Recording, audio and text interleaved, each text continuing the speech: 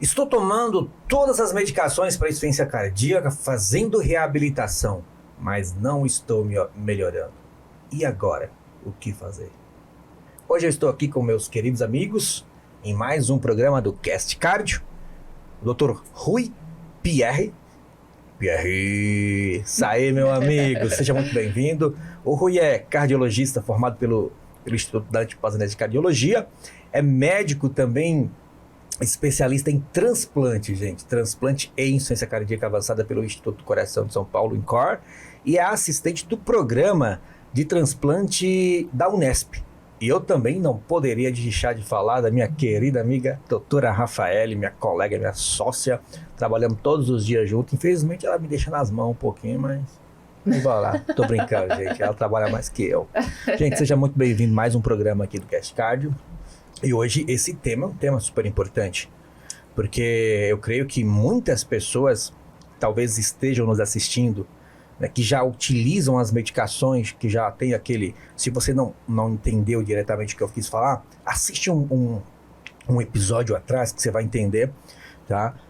Já tomo todas as medicações, aquelas 4 medicações, já estou fazendo reabilitação, mas eu continuo piorando. E agora? Eu vou morrer? Essa é a grande dificuldade aí na insuficiência cardíaca, né? O que a gente vê é que cerca de 5% dos pacientes hospitalizados possuem C avançada, né? Que seriam aqueles pacientes que estão com o tratamento clínico otimizado, máximo tolerado e Ou mesmo... seja, ele já está usando um Ramipril ou um Entresto, já está usando um Carvedilol, já está usando uma dapaglifosina, um Jardiance, já está usando um Dactone, já está usando um diurético para alívio de sintomas, já está fazendo reabilitação, mas mesmo assim continua muito cansado. Exato, mesmo assim persiste muito sintomático, né? E visando facilitar essa compreensão e esse entendimento desse paciente que evolui com pior prognóstico, que evolui muito sintomático, né? Foi desenvolvido um mnemônico, né? Chamado I Need Help, né? Que foi desenvolvido para facilitar a classificação dos pacientes que teriam benefício em serem encaminhados para centros de C avançada para avaliação, né? E ele é bem intuitivo, né? Quando a gente vê os componentes, né? A gente vê intolerância ao tratamento clínico, né? Esse nome chique, né? Elegante. Nome chique, elegante, nome bonito. igual o nome dele, né? Mas o Dr. Rui vai explicar com detalhes. Vocês já vão entender o que significa esse nome. Entre os componentes, né? É importante ver isso. A intolerância ao tratamento clínico, a classe funcional 3 ou 4 refratária, apesar dos remédios. Rafa, Rui, só fazer um paradoxo. O que é classe funcional 3 e 4, Rafa? Explica aí para nossa audiência entender. A gente define a classe funcional de acordo com os sintomas, principalmente cansaço, falta de ar que o paciente tem, né? O 3 seria aqueles que o paciente vai fazer pequenos esforços, né? E o 4 seria quando o paciente tem falta de ar mesmo no repouso. Então, aquele paciente que está cansando, mesmo sentado, às vezes para comer, o paciente cansa. Então, é aquele paciente que realmente está com muitos sintomas e com perda da qualidade de vida importante. Beleza, muito bom. Assim, as pessoas conseguem entender melhor, né? Outros fatores seriam uma função do coração menor que 20%, a elevação dos peptídeos natriuréticos, que foi que a gente já comentou aqui, sim, né? Que são o BNP. Perfeito, BNP persistentemente elevado, os pacientes que têm choque apropriado do dispositivo, que é o CDI, né? Então já tem o desfibrilador. Os pacientes que fazem visitas não planejadas e hospitalizações recorrentes, né, nos últimos 12 meses. Os pacientes que já precisaram de remédio para o funcionamento do coração, né, como dobutamina. E são vários fatores aí que tem que estar na cabeça do médico, do cardiologista. Ou seja, Rui, o cara tá no bico do corvo. Mas a gente precisa entender também que a insuficiência cardíaca avançada, ela tem tratamentos, ela tem terapias determinadas e que ela também tem possibilidades, né? Sim. É muito importante esse reconhecimento, porque o que a gente vê muito no dia a dia é que o paciente ele já chega num momento que ele já está muito grave, que ele já tem lesão de órgão-alvo estabelecida, numa fase muito mais difícil da doença e que já fica mais complicado de intervir. Explica para o pessoal entender, Rui, quando a gente fala o termo lesão de órgão-alvo. O que isso quer dizer? Quando a gente avalia, assim, é importante lembrar que o coração ele está intimamente ligado a diversos órgãos, né? E o mau funcionamento dele gera uma perfusão não adequada dos demais órgãos. Então a gente começa a ter um mau funcionamento do rim, um mau funcionamento hepático, um mau funcionamento orgânico geral. Então tudo isso pode fazer com que o paciente tenha várias complicações e tenha um status clínico piorado e que precise de internar e que fique numa situação crítica, né? Ou seja, meu amigo, você chegou nesse estágio e aí, faz o quê? Reza? Ah, não. Como o Dr. Rui falou, a gente tem algumas alternativas, né? Então fala, mulher, pra nós saber logo, o povo deve estar curioso. O nosso famoso transplante de coração. E aí? Importante lembrar, né, que o transplante cardíaco hoje ele é a terapia padrão ouro para insuficiência cardíaca avançada, né? Então, realmente, ele é uma possibilidade para esses pacientes que estão muito sintomáticos a despeito de todo esse arsenal terapêutico que a gente comentou hoje, né? Lembrar que ele tem vários critérios rigorosos, a avaliação pré-transplante ela é complexa, ela é extensa, ela parte desde avaliação bioquímica, avaliação multiprofissional, avaliação relacionada a hábitos, Quando você fala multiprofissional, ô Rui, por exemplo, eu tenho lá um paciente de 70 anos de idade, com uma fração de ejeção de 15% do ventrículo esquerdo, 20% do ventrículo direito, dependente de remédio para manter a pressão, por exemplo, uma dobutamina, mas que os outros órgãos estão bons, que é uma possível candidata a um transplante. Vamos, hipoteticamente, criar este caso.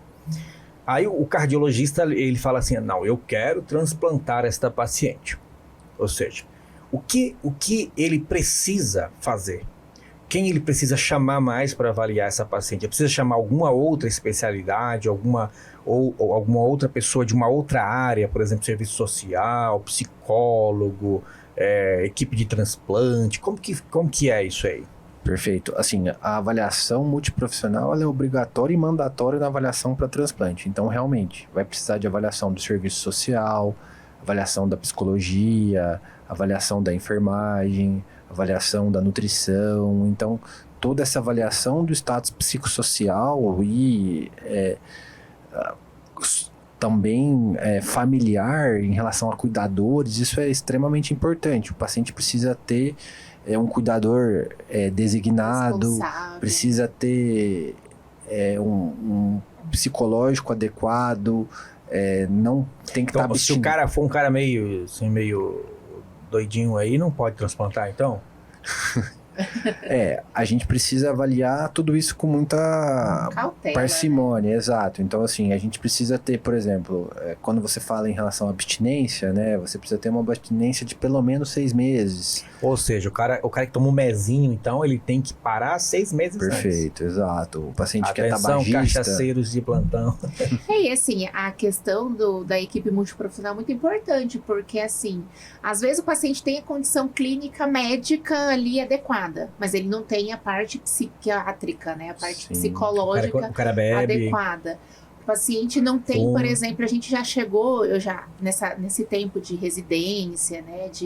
De pós-residência, acompanhando alguns casos, a gente já chegou, por exemplo, paciente que tinha indicação, ele tinha condições clínicas, mas ele não tinha uma pessoa responsável por cuidar, um lugar adequado para morar. Perfeito. Depois, né, uma pessoa responsável por garantir que ele ia continuar ali com as medicações adequadas, os imunossupressores para usar após o transplante. Então, assim, não é uma coisa simples, realmente é complexa. E essa questão da equipe multiprofissional, ela é indispensável, né? Ela é fundamental. Fundamental. E aí, então, esse cara foi avaliado lá pelo psicólogo, pelo enfermeiro, pelo assistente social.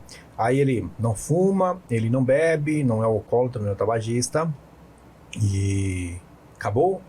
Ou tem mais alguma coisa? Tem bastante coisa ainda, né? A gente precisa ver também a parte imunológica, então a gente coleta um exame chamado painel imunológico, que ele é obrigatório, né, para avaliar a compatibilidade imunológica desse paciente com possíveis doadores, né? Além disso, a gente tem que fazer uma avaliação hemodinâmica pulmonar, então a gente tem que fazer um exame, né, chamado cateterismo direito, que é um exame específico, realizado geralmente no setor de hemodinâmica ou em ambiente de UTI, para ver as pressões pulmonares, porque a pressão elevada no pulmão pode ser uma contraindicação absoluta para transplante. Além disso, a gente acaba fazendo uma avaliação global do paciente em relação a múltiplos órgãos, se ele tem doenças crônicas graves, como câncer, por exemplo. Exato. A gente precisa avaliar se ele tem alguma neoplasia, se essa neoplasia está em segmento, se ela está em remissão, se essa remissão aí tem pelo menos 2, 3 anos. Pedir uma avaliação do oncologista, então é uma avaliação muito pormenorizada e complexa que demanda tempo. A gente, quem faz transplante fala que na verdade o transplante ele não está pronto, você não consegue pegar ele na gaveta e usar quando você precisa, ele é um processo, então você precisa construir esse processo com múltiplas avaliações, avaliando possíveis contraindicações para você tornar aquele paciente um possível candidato e aí seguir em frente nessa perspectiva. Ou seja, nós falamos que o paciente precisa de uma avaliação multiprofissional, né? Ou seja, aquela paciente hipotética que eu criei aqui de 70 anos, ela passou por várias avaliações ali de profissionais de múltiplas áreas. Ela passou no quesito, perfeito. Certo. O quesito psicossocial dela, perfeito. O quesito ali de exames, ela fez o CAT direito, ela fez os exames de bioquímica, painel imunológico, fez tudo, não tem contraindicação. E agora? Qual é o próximo passo daí que ele tem que fazer ali, o médico fazer para falar assim, não, essa paciente está na lista, eu preciso, está listada, existe o que ele precisa fazer para garantir que essa paciente possa receber no futuro coração? Certo. Bom, quando você termina essa avaliação que a gente chama de checklist, ou avaliação pré-transplante, o paciente está elegível, não tem nenhuma contraindicação, você vai seguir em frente nessa perspectiva.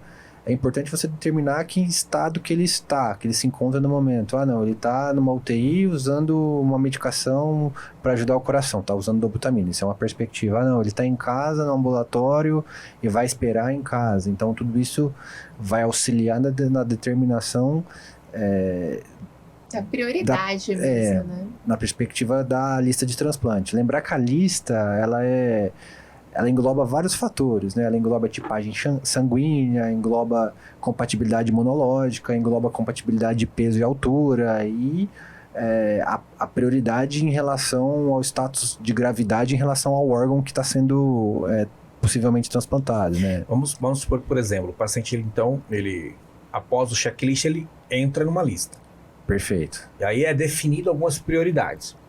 Exato. Certo? Ó, por exemplo, eu tenho um paciente, vamos supor que essa paciente ela piorou. Ela estava com a dobutamina, ela piorou e agora teve que botar lá uma ECMO. Certo. E agora a prioridade dela muda ou não? Muda. Lembrar que quanto maior a gravidade, maior a prioridade, maior a urgência em realizar esse transplante. Então, quem está em ECMO está numa posição acima de quem está com, por exemplo, balão intraórtico, que está acima de quem está com dobutamina, que está acima de quem está em casa esperando o transplante. Não, então, tudo isso é importante, né? É importante analisar também que tem os fatores adicionais, como eu falei. Então, a tipagem vai influenciar... Peso, altura, compatibilidade imunológica. Então, por isso que a gente prefere até falar sobre lista do que fila, né? Porque fila dá uma outra... Porque isso gera um estresse, né? Porque tem paciente que realmente dá sorte de 10 dias conseguir um coração, mas tem paciente que a gente já viu que fica anos. Às vezes até internado, né, esperando. Então, acho que isso é importante ressaltar, né? Que é uma lista muito séria. Uma lista muito séria, que segue esses critérios rigorosos, critérios técnicos. Então, tudo muito... Quem gerencia essa lista? É o médico que indica o transplante? Na verdade, você tem uma Central Nacional de Transplantes, né? Além disso, você tem a Central Estadual também, e isso você tem pessoas técnicas que cuidam desse gerenciamento, né? A função da equipe assistente é incluir esse paciente no sistema de transplantes e manter os cuidados clínicos desse paciente, mas a gente não tem interferência. E a atualização do quadro clínico tem que ser feita também periodicamente. Por exemplo, o paciente piorou. Perfeito. Ele, por exemplo, ele fez aquele upgrade ali, tinha uma tobuta para uma ECMO, você tem que ir lá e atualizar. Sim. Para eles terem ciência disso. Acho que isso é muito importante porque no contexto de um transplante, que é algo tão sério, né? E tão importante, às vezes, na vida do paciente, na vida da família. O médico, a gente que está, às vezes, eu lido com transplante também aqui no Hospital do Coração de São Paulo, e a gente acaba, como cardiologista, acompanhando muitos pacientes, né? Eu não sou responsável por um programa de transplante, mas eu tenho os meus pacientes que já transplantaram, eu tenho um paciente que está em lista, por exemplo, e muitas vezes as pessoas acham que é o médico o responsável por priorizar. Não, o médico ele apenas tem o papel de avaliar clinicamente o paciente e atualizar o quadro clínico do paciente. As definições de prioridades, né, vão ser definidas com base ali na gravidade mesmo, e nos critérios que é uma central que gerencia. Né? Exatamente isso. Né? O que a gente costuma fazer também falando com o paciente, com os familiares, é entregar o protocolo, entregar os dados desse paciente, para ele poder acompanhar também pela internet, pelo site. Ou seja, o paciente consegue acompanhar a posição dele no sistema. Então, ele faz esse acompanhamento. É algo bem transparente. Exato. Né? É legal, muito bacana. E qualquer pessoa pode listar o paciente, Rui? Ou tem médicos específicos que fazem essa listagem? Certo. Assim, para fazer a inserção do paciente na fila de transplante, né, na lista de transplante, a gente acabou de falar, né? Esse médico precisa estar cadastrado numa equipe transplantadora, num centro transplantador, e ter esse cadastro na central de transplantes. Então, não dá para qualquer médico realizar essa inserção na lista de transplantes. Tem que ser um médico que tenha esse acesso, que faça parte de uma equipe, né? Geralmente é o cardiologista clínico ou o cirurgião cardíaco, depende do local, depende do centro, geralmente são... Ou seja, o centro tem que ser cadastrado no programa, Exato. O centro tem que ser um centro transplantador. Sim. E o médico também tem que estar já inserido nesse programa, até porque o transplante não é uma coisa do dia a dia do cardiologista, precisa-se ter uma formação específica para isso. Exato. Né? Exatamente. Sim. Acho que era só importante ressaltar isso para mostrar a transparência, né? Que é todo o processo.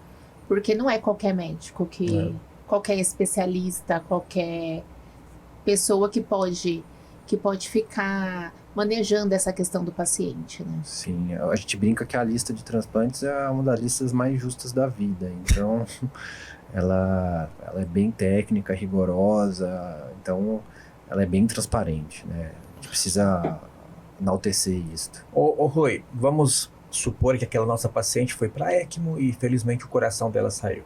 Ela transplantou, recebeu o coraçãozinho e ela tá bem. Mais ou menos quanto tempo o paciente fica internado ali para depois receber alta ali do pós-transplante? Correndo tudo bem. A gente não tem um tempo específico de internação, de pós-operatório, mas assim, os cuidados iniciais a gente cuida do paciente com uma cirurgia cardíaca habitual, né? Lembrar que esse paciente, geralmente, ele já vai no estado mais grave, mais debilitado, em muitos momentos ele está em suporte circulatório, ele está em ECMO, ele está usando balão intraórtico, ele está com dobuta, então ele já vai no status clínico bem mais deteriorado, então a recuperação dele é mais lenta, né? Em muitas situações ele fica 30 dias, 21 dias, a gente não tem muito esse tempo estabelecido. Não, é muito importante nesse pós-operatório, realmente os cuidados iniciais ali, as complicações imediatas, né? E depois, num segundo momento, pensar, né, sobre otimização da imunossupressão, programação de uma biópsia ou duas na internação e todos esses cuidados aí próximos da alta. Ou seja, o transplante, né, Rafa, é algo muito sério e muito complexo. É por isso que se faz importante toda essa avaliação pré-transplante. né? O paciente tem que ter uma condição psíquica, cognitiva, Tem que ter um suporte familiar. familiar, isso acho que é muito importante também. Exatamente. Exato. Acho que a mensagem final que eu queria deixar é que se o seu paciente não está evoluindo bem, se ele está mais cansado, se ele está refratário, se ele está com a terapia máxima, se ele não vem bem, se ele tem alguns desses critérios que a gente comentou, do anil de HELP, lembre de encaminhar ele. Lembre de tentar encaminhar para um centro de C avançada. Pense sobre uma avaliação, né? A gente pode atuar na vida desse paciente e mudar a história, o desfecho da vida dele. Ou seja, né? ainda existe uma esperança. Ainda Né? existe. Exatamente. A insuficiência cardíaca terminal não é o fim da vida para todos os pacientes, né? Felizmente a gente tem hoje, e que cada dia cresce mais, a opção de transplante, né? É muito importante que a população, que as pessoas que tenham um pouco mais de consciência, o quanto é importante a doação dos órgãos. Exato. Né? Eu sim. acho que isso é algo que eu gostaria também de deixar como mensagem. Sim, Eu tenho escrito na minha identidade, assim, ó, doador. Então, quando eu morrer, se quiser arrancar minha orelha, meu olho, meu coração, o pulmão, o rim, o fígado, a pele, pode arrancar tudo, não tem problema, porque não vai servir para mim. Sim. Lembrando que para o pessoal de casa, né, que o transplante ele só acontece com a doação de órgãos, né? Então você vai conseguir ajudar uma pessoa a sair de uma situação crítica, e isso o transplante a gente fala que é transformador, né? Então é muito importante falar sobre doação de órgãos, conversar sobre isso, pensar sobre isso. Falar com a família, né? Exato. Lembrar que hoje no Brasil a doação ela é autorizada pelos familiares, né? Então, realmente que todas essas novas conversas, tudo isso que a gente vem vendo na mídia em relação ao transplante possa ser usado para fins bons, né? De aumento de doação, um aumento de possibilidade para esses pacientes que estão numa situação crítica, né? Felizmente a gente como cardiologista, né, Rafael, que trabalhamos em um centro transplantador, a gente consegue perceber e sentir quando você transplanta um paciente, você chega no dia posterior, aquele paciente está sentadinho, você consegue sentir a energia, a alegria que é não só para o paciente, para a família também. Eu acho que isso não existe dinheiro no mundo que pague. Nada. Isso é uma coisa que só sente quem está ali, quem percebe, quem consegue ver.